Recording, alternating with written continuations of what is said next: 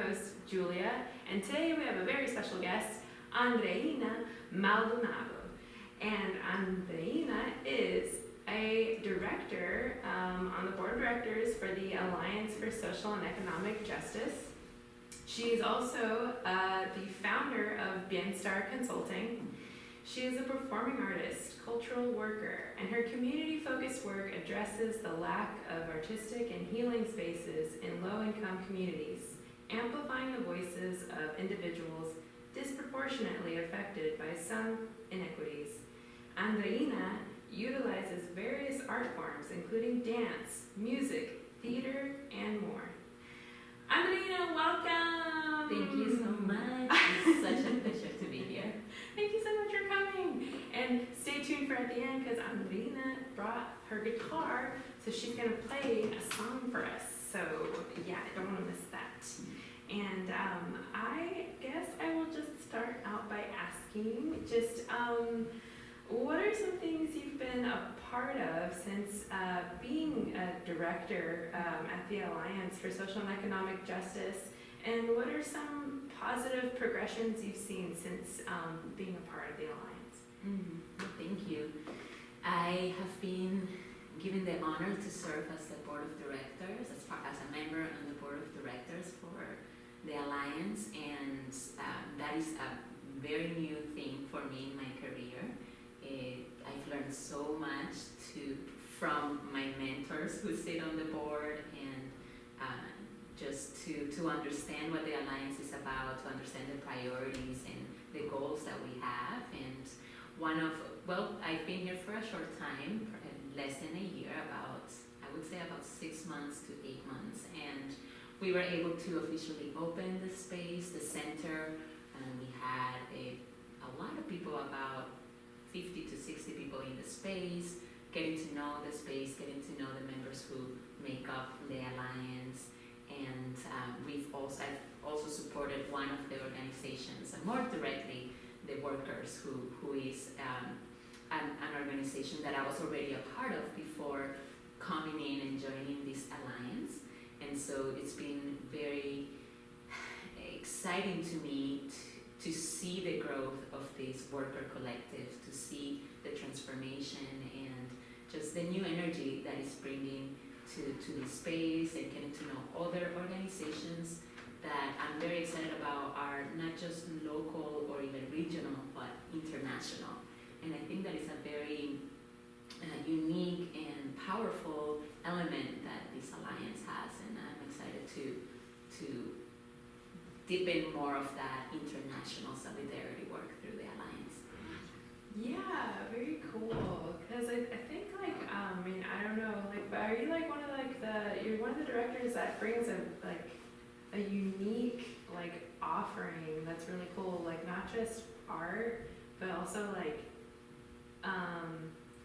stress management, really helping people in the community heal and just kind of get these sort of things that they would have to probably pay a lot of money at a gym or a private trainer or therapist or something, and you offer these artistic, really unique experiences. I can't wait to share because it's so unique and cool. I think it's just genius.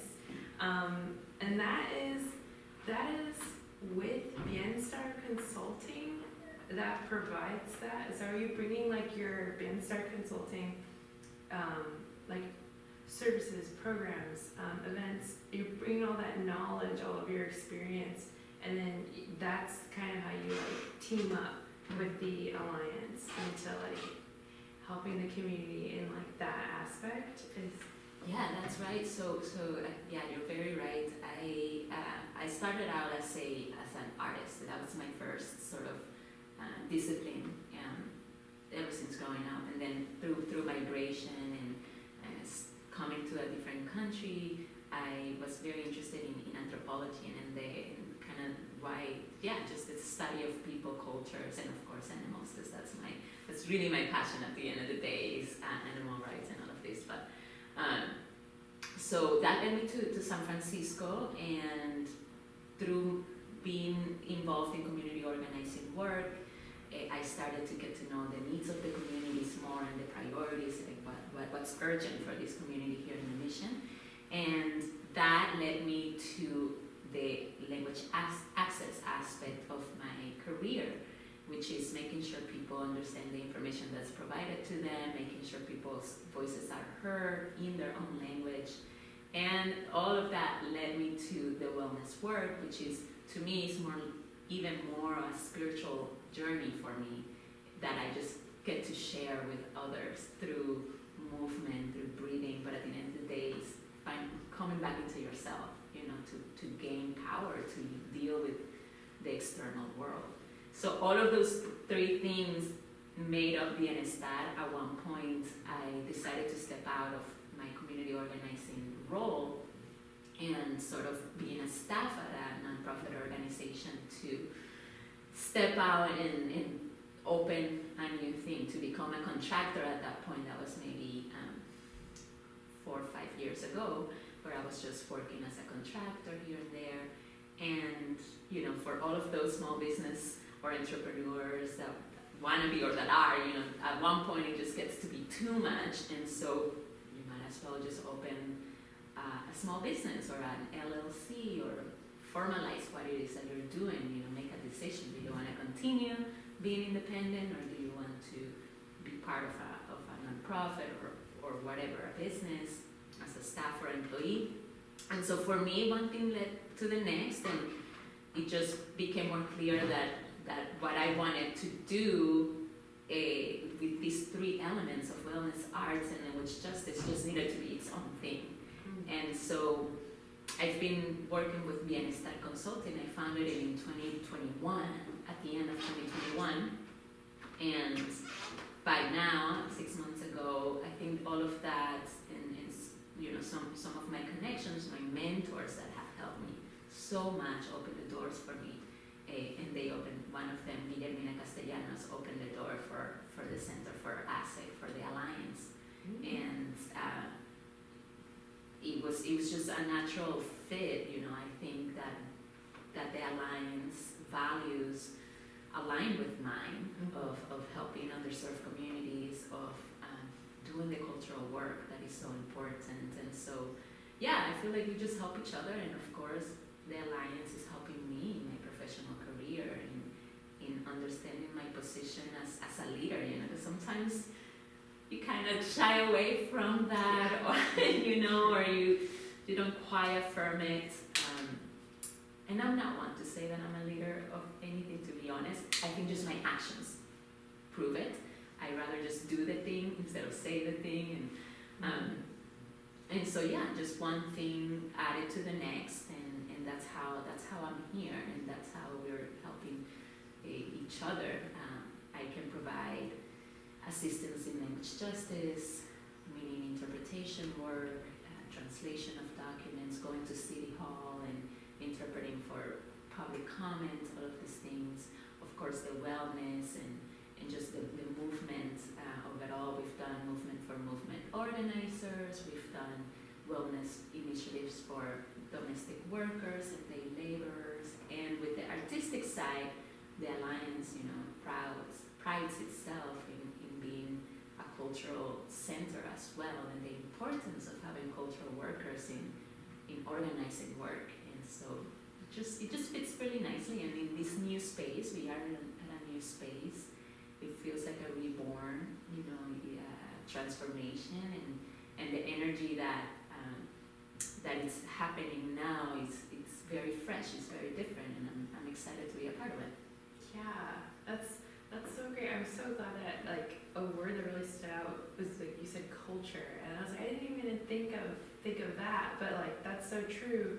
And I remember I just also want to read a little bit about your BienStar Consulting kind of gives a little bit more of even a background that you just already, even to add to what you just shared, and adds culture, kind of history, kind of places that people might be familiar with, and so kind of want to just like add that, and I have like so many more questions too, but not like a reasonable amount of questions. So as you've heard, you know, Andreina mentioned anthropology, and it says so cultural anthropology specifically. It says like you're a cultural anthropologist, yeah. So cultural anthropologist, wellness consultant, and accomplished interdisciplinary artist. As Andreina mentioned, she has some Venezuelan roots, Venezuelan anthropologist, registered integral yoga practitioner, based in, now this is really interesting because I didn't know this, Yelamu, I don't know if I'm saying that right, Ohlone territory, colonially known as San Francisco, California, which I did know the Ohlone part from like a museum or something. And she's also a recipient of the Artists in Communities and Individual Artist grants from the San Francisco Arts Commission, the California Arts Council, and the National Association for Latino Arts and Culture, and Marin Headland Center for the Arts, for working with domestic workers and day laborers, as Andreina mentioned, which the Alliance has like different programs and works with the domestic workers and day laborers as well. So you're right, it's a totally makes sense, like fit and purpose. She works with them in artistic projects that give the voice back to the workers, kind of builds their confidence, places them at the forefront of community organizing efforts, and what else here? Also the co-founder of Healthy Bodies, Healthy Minds, a free wellness and arts program for domestic workers and day laborers, started in collaboration with Dance Mission Theater and the La Colectiva de Mujeres, which is another organization in the Alliance for Social and Economic Justice. So you're doing a lot. Yeah, I do want to make a correction note that the Colectiva de Mujeres is not a part of the Alliance.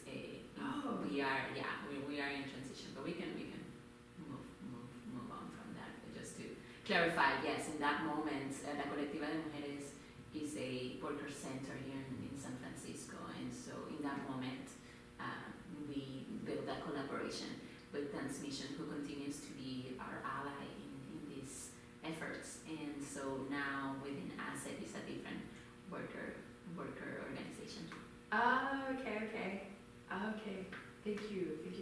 Yeah, and I want to expand though, Julia, that even for this year, as you're reading some of my past work, I wanna acknowledge that this year we have the support of the Setterback Family Foundation to produce an upcoming artistic project with the workers, and so shout out to Setterback, and shout out to the San Francisco Arts Commission, and to NALAC, the National Association for Latino Arts and Culture, who you mentioned, who are right now sponsoring and have funded this project that I'm excited to tell you more about it.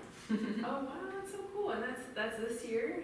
This year, yes, 2024 to 2025, I've been as an individual artist, supported and funded to continue a project that I started in 2022 in the way of a theatrical production with the workers. And from many years of collaboration, we produced 5 original songs written by the workers, written in collaboration with workers and cultural workers such as myself, and I have another collaborator.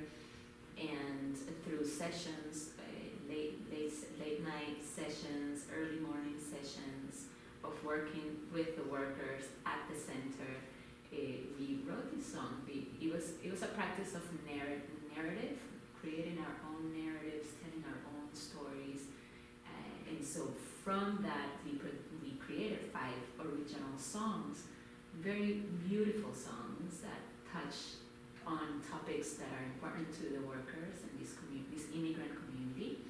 And so this year, thanks to our funders, we are now able to record the songs in a professional studio with professional musicians.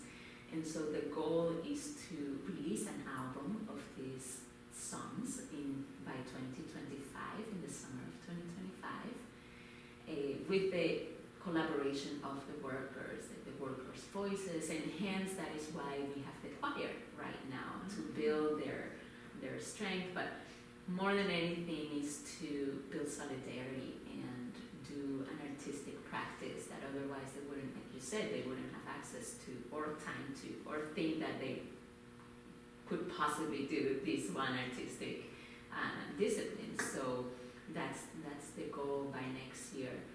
Release the album with a wonderful big community event, and that you're all invited to in June 2025.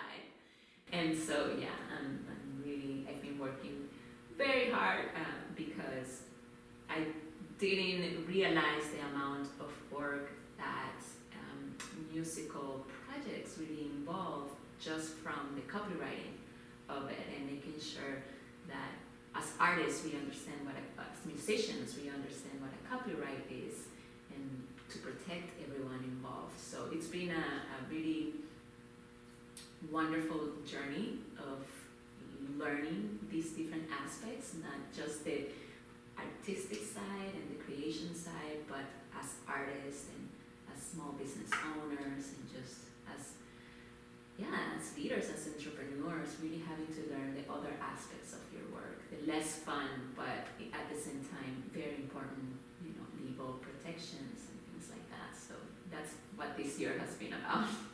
Yeah, and if you want to check it out, I saw that documentary of that theater performance. It's on BienStar's YouTube channel, I think, right? That's right. Or it's on your YouTube channel, Andreína Maldonado. That's or right. BienStar. Yeah. There's like a less than 15-minute documentary, and it shows the whole production, and the people, and it actually was so inspired, because I was like, how, just the fact that you're able to that you have this many people wanting to participate is for me is amazing. Mm-hmm. Because I think what I thought typically, the community, so day laborers, domestic workers typically don't have time for anything fun, anything self-care, but you have found a way for them to make time and to see the benefit of that, and that is really special. I've never seen anything like that before in my life, so kudos to you. I don't know how you do it. Yeah, I can expand on that. Thank you. Please. No one has put it that way. It didn't come from anything. I definitely have to recognize that before this project there was a long growth under our leadership to see the benefit of these activities. So before me coming on, there were other people supporting the workers to know this, right? And so the bedrock was already there, and that's one side of it. The second side of it is that I truly believe that as artists and as workers, particularly the workers, they deserve a fair pay for everything, for their work. And so part of my grant proposal was having a line item very specifically for payment for artists, and for their labor. So that also helped balance the cost, the burden of having to take off work or to be in other spaces. So it's cool. Yes, so that's very important to me. Of course, in my ideal world, every hour of rehearsal it's paid, right? But the truth is we don't have that kind of funding yet. So their payment didn't amount to the amount of time, love, and effort that they put into the work, because we actually produced that theatrical piece in July. We started to get together every week for 2 hours, and by September the production was completed. Wow. Yeah, so that also surprises me a lot. I would have never thought we even produced we created one song during that time period from 5. Yeah, yes. We had 4 and then a 5th one for the theater.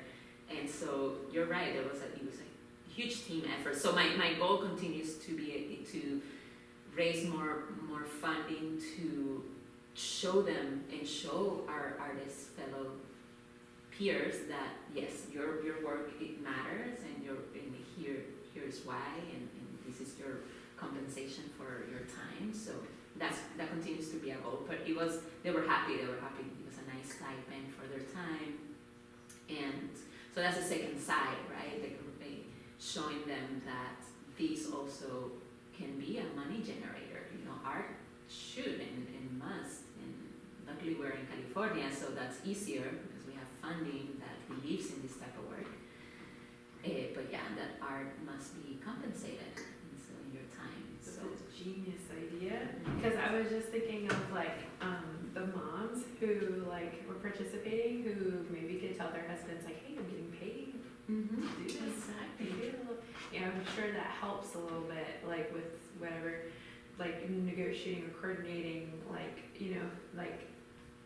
outside of work time, Yeah, absolutely. It's a value, that's what they work for as domestic workers. By the way, domestic workers are women and men that clean homes, that are nannies, that are caregivers, people with disabilities, elders, etc. And obviously, and day laborers are gardeners, cooks, painters, movers, you name it, all kinds of non-regulated labor, I suppose, which means that they face different kinds of challenges. So yes, it was very important to me to show them, because that's what we're fighting for. We're fighting for a dignified life and a dignified salary for their work. So it was an obvious and very important point that I wanted to satisfy and make to them. It's a genius idea. Thank you so much for sharing that, and thank you so much for sharing what day laborers and domestic workers is, and breaking down all of those different jobs, because I think people have maybe something in their mind, and it might be a bigger, broader list than maybe people really understand, including myself. And then also, very cool that you asked for something and you got it on that money for them. I think I just wanted to highlight that you never know unless you ask, and unless you try. And I think that's cool, because I think sometimes we're it seems like you're such a trailblazer, and there's this kind of uncharted industry and path, and but the right thing to do is this. You put it and you try it and you get it, and I don't know, just nobody be afraid to try something if it's the right thing to do, if it's a good thing. That's and right. Don't be caught up in I don't think I can ask for that, I don't think I can do that, I'll have a better chance if I leave that off. You never know.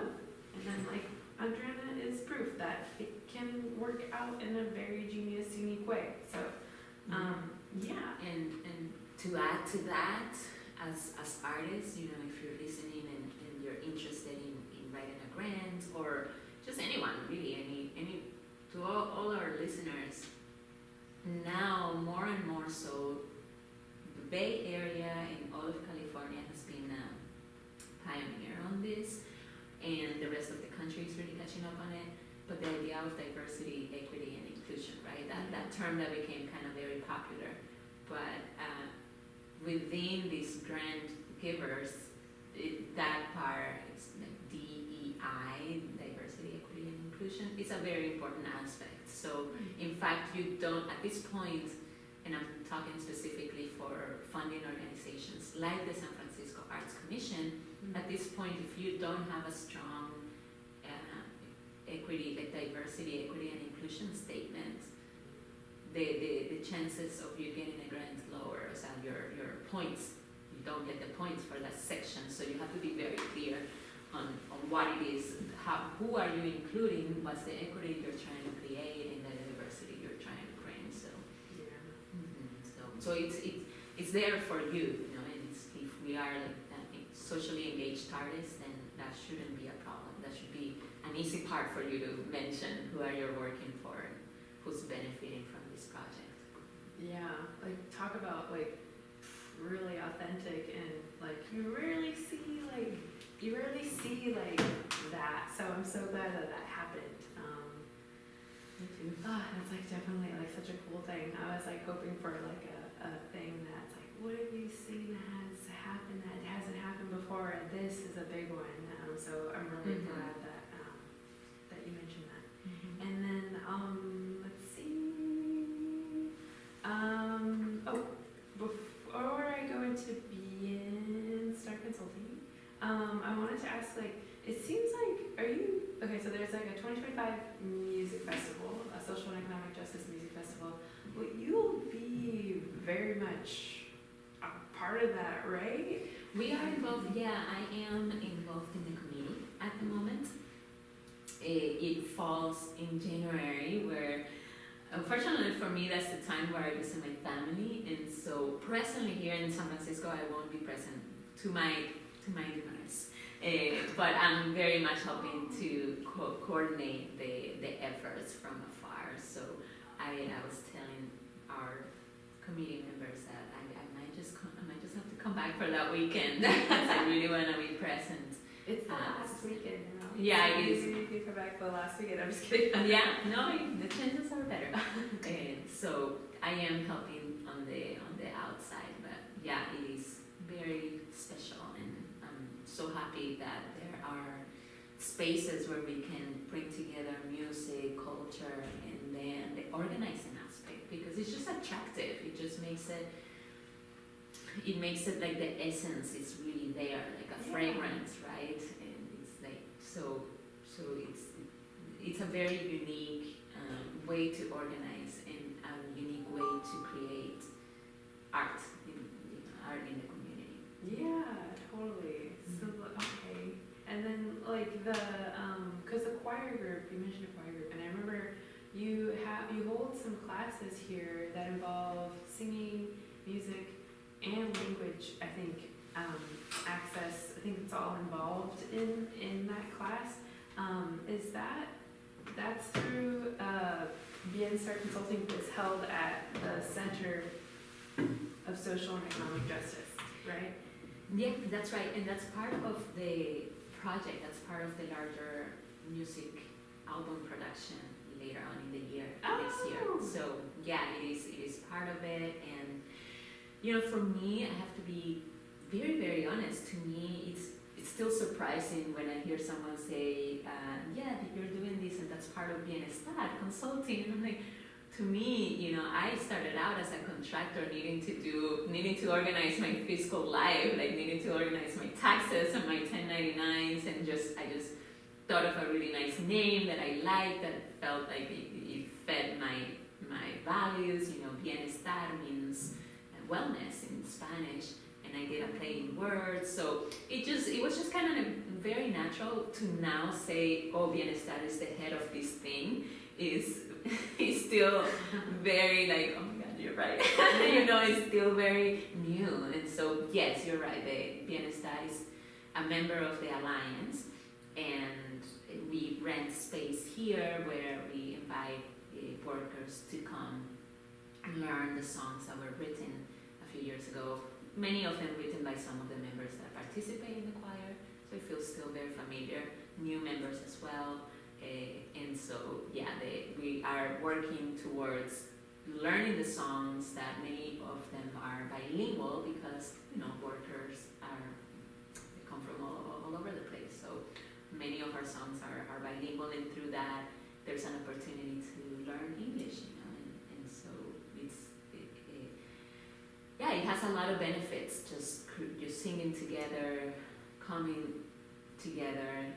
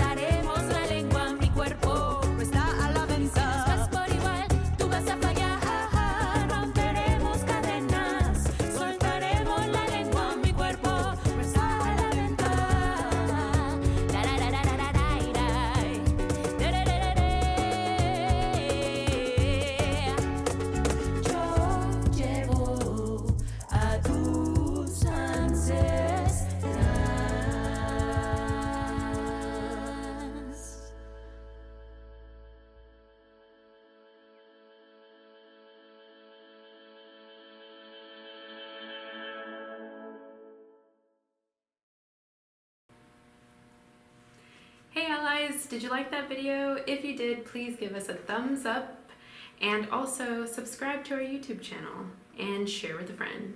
Also, for our Spotify listeners, please follow us and give us a good rating, and also share with a fellow ally. Thanks so much for listening.